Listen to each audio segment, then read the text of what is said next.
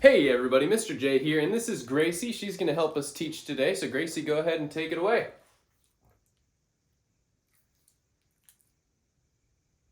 Maybe not. Well, anyway, guys, we're going to be talking about two different types of transport today. We're going to be talking about active and passive transport. Now, just step back for a second. You may have heard of these things before, talking about cells, and you may have been really confused because you're like, what's the point of all this, right? Well, the goal of any cell is to bring things into it and then excrete some things out of it just to basically maintain your body's functioning. Remember, you're made of 30 trillion cells and all of them are taking some things in, putting some things out, and it's just beneficial for those cells to do those things in order to survive. So I'm going to take you through a few of the different types of transport in this video. I'm going to divide them up into two main categories, whether using energy or not, and we're going to go through the main ones that you'll likely see on anatomy and physiology tests, as well just to understand them better. So I promise you this video will be helpful. So first off, let's start off active actually. So when we're talking about active transport, we're talking about stuff that directly uses energy, okay? So we're going to use energy in the form of ATP. And in this case, we're going to move things from low concentration to high concentration. The reason we need to use energy for this then is because that's not a natural thing to push things from low to high. Think about like pushing a boulder up a mountain, right? You have to push it all the way up, all the way up. It takes a lot of energy, right? So in this case, active transport pumps things from low concentration to high concentration. Now, there's a couple different types. There can be pumps, which are these two that I'm going to show you. Or you may have heard of these two before, exocytosis and endocytosis. Look at this. Look at what is happening here.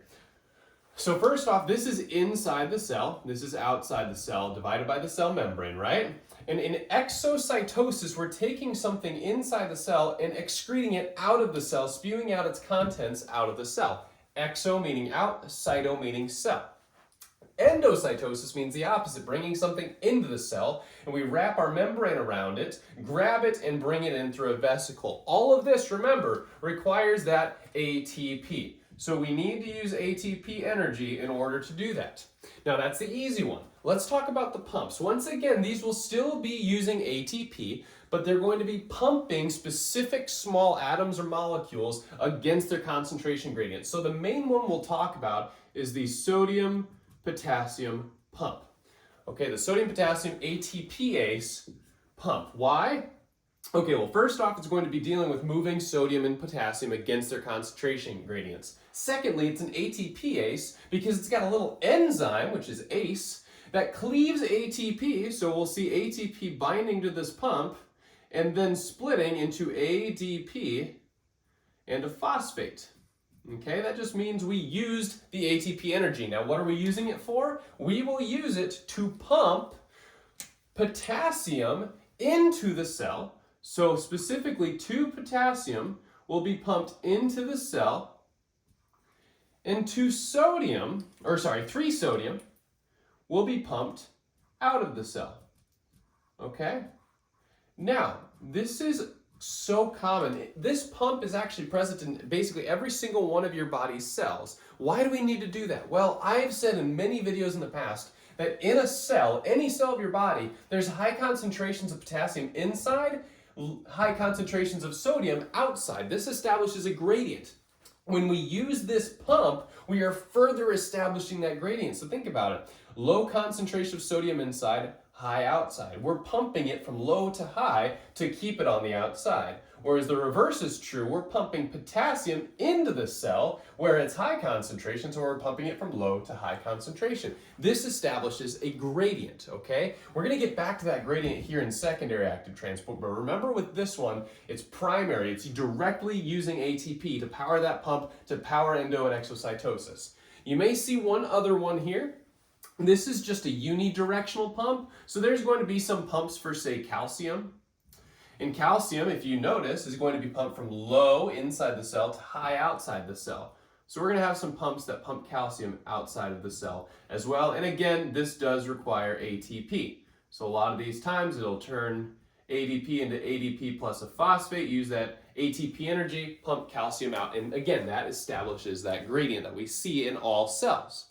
that's really beneficial, okay? For example, about 50 to 60% of your energy is devoted to firing this pump to keep those gradients basically there, right? So high calcium and high sodium outside, high potassium inside. Now that we've established this gradient, this is key here. Once we've established this gradient of ions, there's this sort of like tension, right? Where sodium really wants to get in, calcium really wants to get in, potassium really wants to get out, right? And there's also some proteins inside we don't talk about.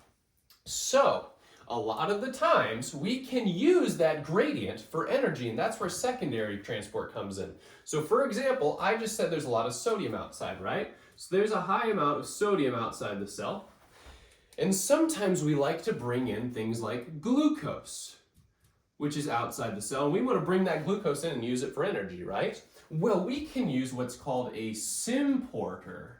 A symporter means we're transporting it in the same direction. And with that gradient that we've established with sodium, high here, low here, we can actually pull sodium in, and that energy that's being used by pulling sodium in can also basically hitch a ride with glucose, and glucose can pop in as well. So think of it as like sodium is this little kid pushing a revolving door, right? There's just a lot of energy there. It's pulling that revolving door. Your glucose, you just hop in and walk right in, right into the building.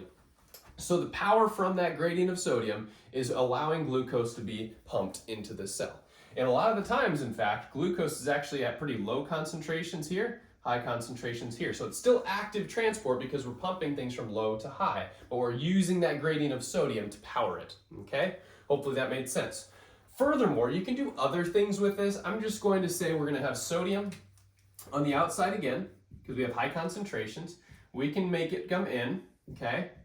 And these will be called antiporters, okay? These will be called antiporters. Notice how with the symporters, they were both in the same direction. Antiporters, we're going to bring sodium in with its concentration gradient for that energy, and then we'll just have this molecule B that will actually be pumped out. So maybe there's like toxins that are building up in the cell. We can use that gradient of sodium to basically push B, whatever molecule that is, out of the cell, right? Okay, so that is secondary active transport, using that previously established sodium gradient and other gradients like calcium or maybe potassium even for that energy. Okay, so that's what's active transport. Now, second part is easier. If you can understand this one's really, really simple, right? So now that we've established this gradient, we can play with it, right? So we've got high calcium, high sodium outside, high potassium inside. Well, there's going to be different gates that we can open depending on what the cell wants to do in order to bring things in or out of the cell. So for example, I've drawn several here that you will likely see in anatomy.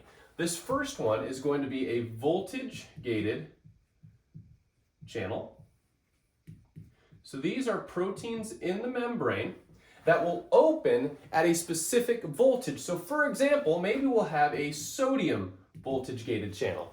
So think about it. At a certain voltage, let's say at about, like, I don't know, negative 55 millivolts, gate opens. Well, if it's a sodium gate, now we can let sodium into the cell. So now maybe sodium will fly into the cell at that voltage, right?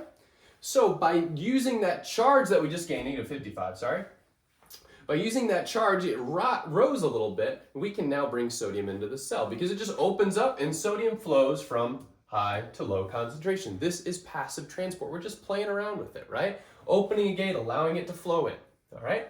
So that is a voltage-gated channel. It'll open and close at certain voltages. The second type looks a little different. This is called a ligand-gated channel, okay? Think of this as a lock and key. Lock and key. So here we need something to actively bind to this little receptor molecule here on the gate. And when that is bound to the receptor, gate will open, okay? So once that is bound, gate opens, and it could be a potassium channel. So let's say it's a potassium ligand-gated channel. Well, now, if it's a potassium ligand-gated channel, something bound there, potassium is going to flow out. Remember, high concentration inside the cell, low outside, it will flow out. Again, this is just passive transport, things moving high to low, and we're just opening and closing different gates as necessary, right?